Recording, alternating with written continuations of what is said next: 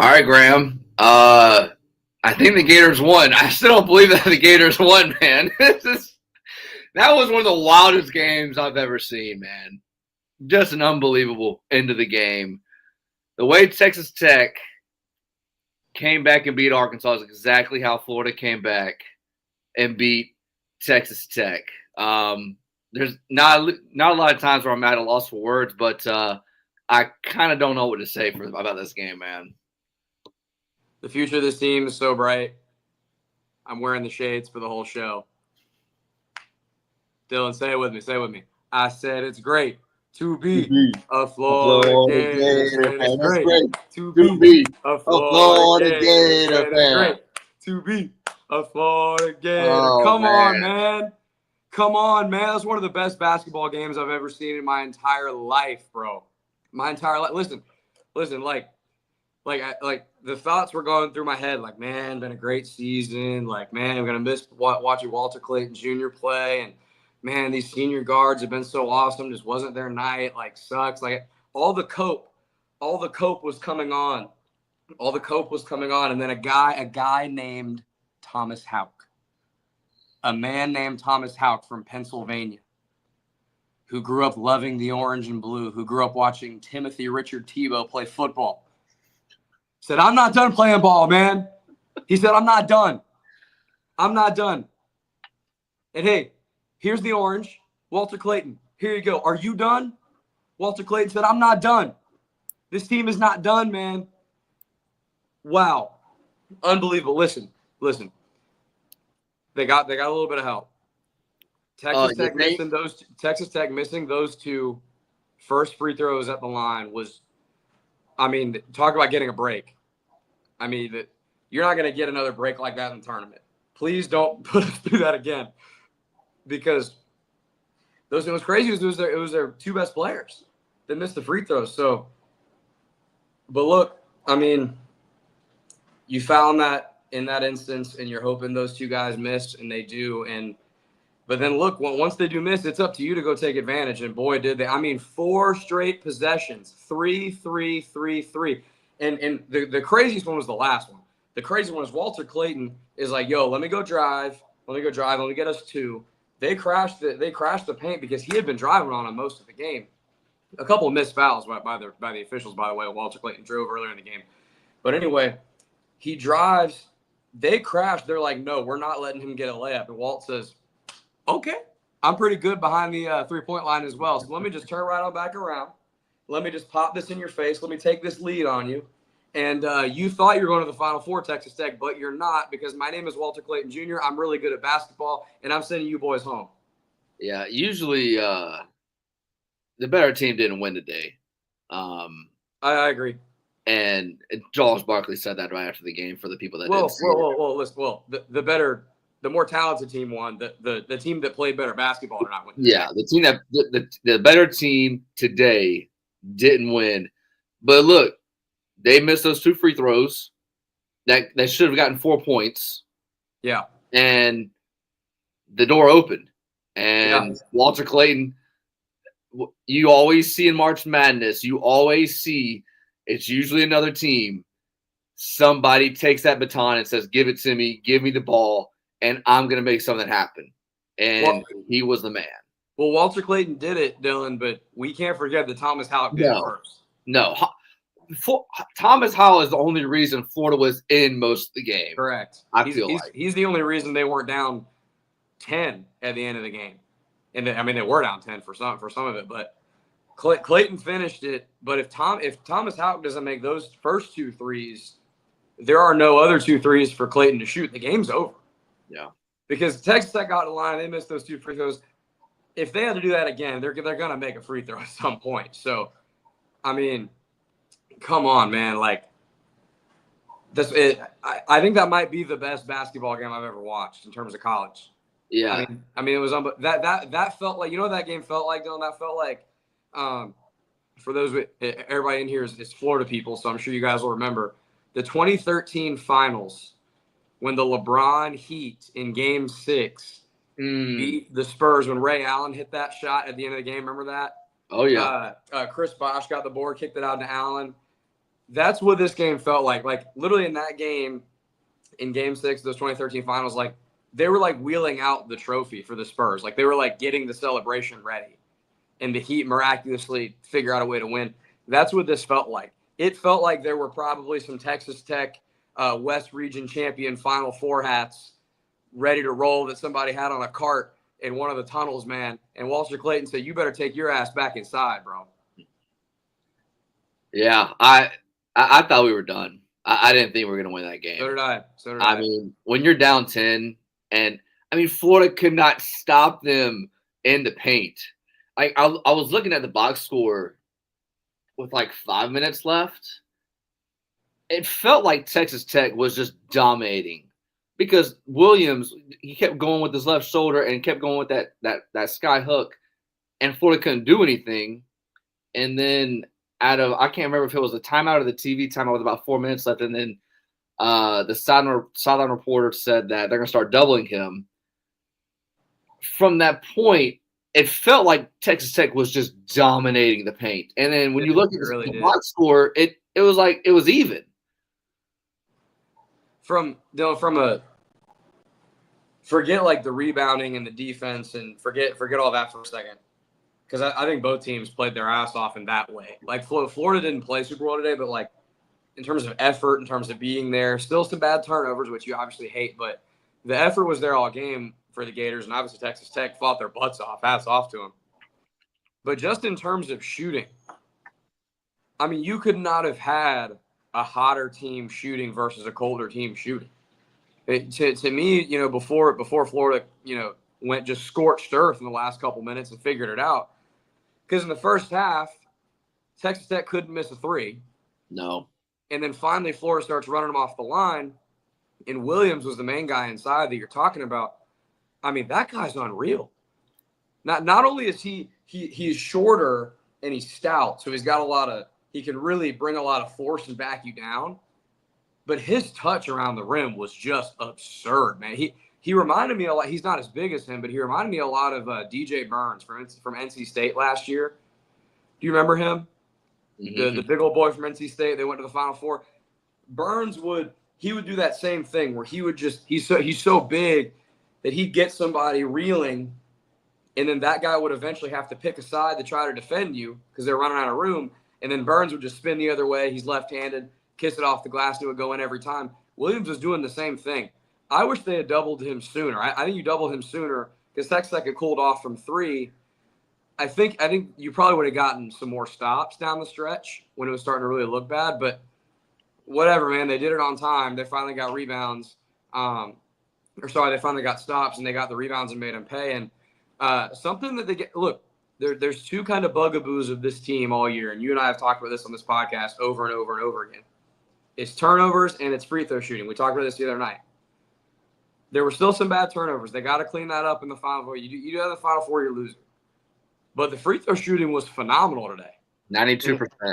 If you don't, and if they don't, they needed about every last one of those, man. Because you look at the last probably possession, you really just needed one. But the entire game, man, they needed every last point they were getting on the line. I actually thought, you know, I'm not a huge blame the refs guy typically, but I actually thought there were a couple times, Clayton specifically, and a couple other guys, Elijah Martin one or two times, got to the rim and they either scored or missed. And in my estimation, it was a clear foul, and the refs swallowed their whistle. But when it counted, when they did get to the line, they hit them. They made Texas Tech pay in that regard, and I'm still levitating, bro. I can't even speak. So listen to how even this game was. Both teams shot 43% from the field. Both teams shot 37% from three. The free throws was what killed Texas Tech, 7 for 13, and Florida was 25 for 27. They had one late. I think they missed one late when the game was pretty much over when they were at 4. Where it gets to the nitty-gritty, rebounds. Florida had 42-35, and Texas Tech had a couple more offensive rebounds than Florida, 14-11. The number one thing that was going to hurt Florida had they lost this game was going to be the points off turnovers. Texas Tech had 22 points off turnovers to Florida's 5. And they showed that graphic with about 4 minutes left when they came back from that last commercial. What was it? Yeah. It was. So there was a couple minutes left in the game. Texas Tech was up 71-64, and they had 21 second chance points. And then you get to the final minutes, and you miss your 2 1-1s on the short end, 2 threes, and then all of a sudden you look up and now you have a ball game. And Florida, man, for most of the game, it didn't feel like they had a rhythm on offense the whole game. Never. It felt clunky the entire time. Every time it felt like Florida was either throwing up. They had a couple of open looks at three that they just missed, but besides that, the paint was clogged inside the whole game. Condon, oof, they got to figure something out with Condon, man, because every time I think defenses have figured him out a little bit with his when he backs people down. This is a small thing, Don. I don't know if you've noticed this, but when Condon backs people down, he holds the ball a little too far away from his body, and he gets ripped a lot by a second defender. So if he's pretty isolated and there's not a lot of people around him other than the guy right on his back, he's normally okay. But if there's other traffic that's near the paint, when he goes to turn his shoulders to make whatever move, a lot of guards coming behind him or coming right in front of him swipe that ball from him. And that's been an issue for him the last couple of games. And teams have seen that now on film, and they're going to keep exposing that as long as he makes that an issue. He's got when he dribbles, and I'm not trying to pretend I'm some expert on post game. I'm not, but it's just what I see. You're right. He's got to keep that ball a little bit closer to his body, bro. Because do you not feel the same way? Like, did you not feel like every time he's backing it down, the ball ended up on the ground? Yeah. And he has to dive for a loose ball or something. It's just a little odd when that happens, and you need his offense inside because you obviously have Thomas Houck, but you need the two of them because Chinyelu's really not that offensive presence. He doesn't have that type of offensive touch. You give him a wide open shot, he'll make it, but that's about it. Hanlockton's not that guy either. You need Condon to pair along with Thomas Houck to be that threat in the middle because when you don't have that, all of a sudden Clayton obviously, but the other two guards aren't getting as open looks as well. Martin and Richard don't get the same looks that they have typically been getting when Condon's such a threat inside. So really, we keep saying it. It's a broken record. I mean, eventually we're gonna run out of chances here, but we keep saying it. Condon's got to get going offensively, man. Something's got to change. Yeah. Well, number one, I wrote this down. They put this up on during the game. With 15 minutes left in the game, Florida had missed 8 layups or dunks. Wow. I mean, that was big. And then what was it? Florida, to start the second half, they made 2 field goals in the first 6 minutes. I mean, it was like they couldn't do anything offensively. And Texas Tech, I do give them credit. You know, we can look back now since we won. It felt like defensively they were playing like defense. They were playing they denied everything. Whenever Florida would try to do the screen and roll and they would give the handoff up at the top of the key a lot, it felt like Florida their bigs whenever Hanlockton or Condon would give give it to Martin or Richard or Clayton or whomever. Texas Tech was right on top of them every time, and it felt like it confused them or surprised them a little bit, and it got them out of the rhythm. Because there's a lot of times, I mean, Florida had twice, I think one in the first half, one in the second half, where they had shot clock violations. And then we saw up until 2 minutes left in the game, they never got any rhythm going from behind the three-point line. Yeah, never. And it was crazy because there were Texas Tech, to your point, they did a good job defending the three-point line for the most part. I didn't feel like Clayton is so good. He's always going to get extra attention. But really, the good, clean looks that you need to find are between Martin and Richard. And they didn't have a bunch of clean looks, but even when they did, Dylan, they weren't hitting them. No. And there was never – I kept feeling like, I kind of lost faith this was going to happen with about 5 to 6 minutes left. But at like the 15-10 mark, when Texas Tech was gaining momentum, but the game was still, neck and neck, I kept feeling like, I'm like, all right, Clayton or Martin are going to hit it. Or sorry, Richard or Martin are going to hit a three here.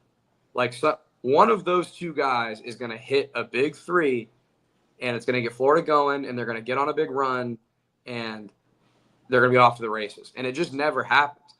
And I also thought, too, the one play that I thought could maybe get things going in Florida's favor so they could go on a nice run was it was a phenomenal play that, because of the crazy ending, will get kind of forgotten about. But that play where it's a loose ball and Elijah Martin tipped it up over the guy and then hawked it down and slammed it.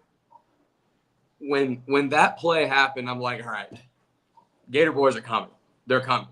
And it didn't end up happening, which sucked, but it's just like, even though it didn't spark a run, like plays like that kept them in this game. And you go back and think about every single possession. Like if one thing doesn't happen, this is a far less happy post-game show.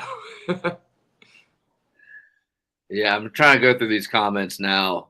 Yeah, here's a good one from Brian. Should be the MVP. I mean, I feel like Florida wouldn't win without him. I mean, obviously Walter Clayton's going to get all the pub because he's the best player. But I mean, you saw when Florida didn't get anything going to start the second half. He came in 2.5 minutes into the game, coming out of the half. It was like, all right, let's let's get this puppy rolling, man. I mean, well, I know I keep seeing a lot of people in the comments saying he needs to play more. First of all, I know he doesn't start, but he plays a ton. Yeah. And secondly, guys, he had 4 fouls at the end of the game. Like if that game is 2 minutes longer, he probably fouls out. And Florida got really lucky too. That play where Condon and Houck, where I forget who it was. I want to say it was not Williams. They're Toppin, JT Toppin, their other player. They're their best player. But I would have to see it again. You don't get a great look from the broadcast, but Condon and Houck kind of hit him to foul him at the same time. And if they had given that foul to Houck, he's out of the game. That's his 5th. No. And if they called it on Condon, it may have been on Condon. I didn't get a great look at it, but it seemed kind of iffy. And to everybody's point, like I totally agree. Like I wish Thomas Houck could play the whole game. But between number of fouls and just the amount of minutes he's not really a big. He's really more like a 3 can play. Sometimes that gets. I mean, the other guy's got to play some. Yeah, he played 30 minutes. That was the third most behind. Elijah Martin played 36 minutes. Walter Clayton played 35. He played 30. Yeah, my point is, it ain't like this is Damian Pierce when Dan Mullen was the coach, not getting the ball. Like, he's in a lot. Yeah. Can you put up a Liquid Flames comment real quick? What is with Chinyelu missing point blank all the time? Because we were just talking about that. Oh my gosh. Yeah, man. Chinyelu, it almost feels like he's almost like surprised he's as open as he is when he gets down low.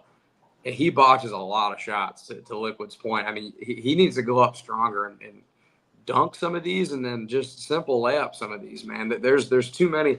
And even the hand locked-in thing, it was the right call for them to reverse it because it was not basket interference. The rim was 100% back reset by the time the ball went in. That was the correct call. But just dunk the ball, dude. Like, he missed the dunk, and it's like, Micah, you're 7-1. Like, there were some simple buckets like that where it's like, what are we doing? So stuff like that got to take advantage of. Yeah. This Florida team, man, I feel like I just know what they're going to do in the Final Four, regardless of who they play or if the team is coming out red hot or if the team they're playing is not good. Florida's going to come out with a couple turnovers. Florida is going to give up a couple threes, and they'll be in a game at the half within one basket, and then the game will start in the second half. Right or wrong? Pretty much.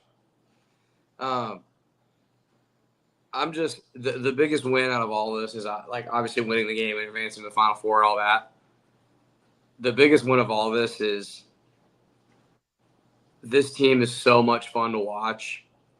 The fact that we get to look forward to watching them play more basketball is just incredible. Like, I'm so happy I get to watch Walter Clayton Jr. play again. I'm so happy I get to watch Will Richard play again and Elijah Martin play again, and all these main guys that are going to be gone next year. Like, I have not had this much fun. I tweeted about this earlier. I've not had this much fun watching a Gator sports team, and we talked about this last time, but like literally I think 15 years gone. It's crazy. Yeah, football, I mean, obviously we saw them, or I saw them win a title in 08. And that 2020 team was fun, but it was during COVID and it felt kind of weird. It just didn't feel the same. And then obviously they lose to LSU and then they didn't beat Bama. But basketball, they haven't been like this since they won that last title. And I mean, they've been to the Final Four and they've been in the Elite Eight, but this team's different, man. This team is different. How many teams? Serious question, Dylan. The NCAA tournament started with 64 teams, right? I'm not counting the play-in. Started with 64 teams. How many teams play like the Gators just did and still win? Less than 3. Yeah. I mean, it's Duke. Unfortunately, teams Florida's going to see next weekend.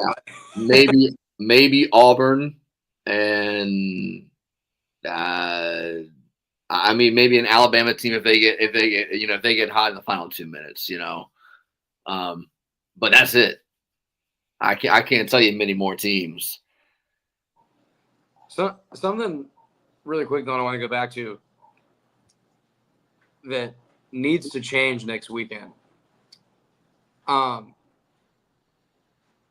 I know they ended up shooting him, throwing it up. Thomas Houck made the 2. Walter Clayton makes 2 at the end. Let's put Clayton in a separate bucket for a second because Clayton, every team is just on top of him every time he comes on the floor. Houck had a couple possessions, and Condon has some of these too because Condon can shoot. I don't want Condon shooting 10 threes a game, but he can shoot. Both of them had some times where they found themselves with wide open looks, and they hesitated for a second, and then ended up passing it off. And I'm like, you guys are ballers, man. Like, pull up. They can shoot. I know they can shoot. If they're given that shot, man, because and they're not going to shoot it 45%. I'm not saying that, but even if they shoot it 30, 35%, they make a few and force a defense to step up.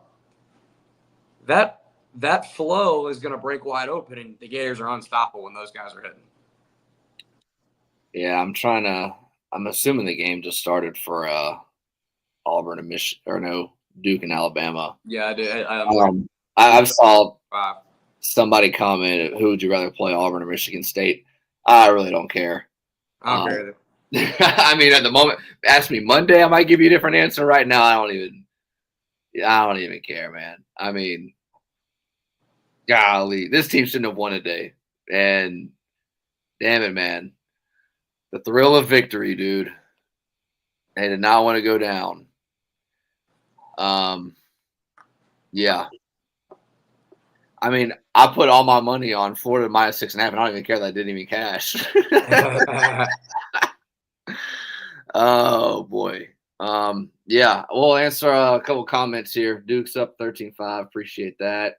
Yeah, I figure Duke's gonna take care of business for whatever that's worth. I don't see Alabama hitting another 25 threes in this game. Yeah. Let's see.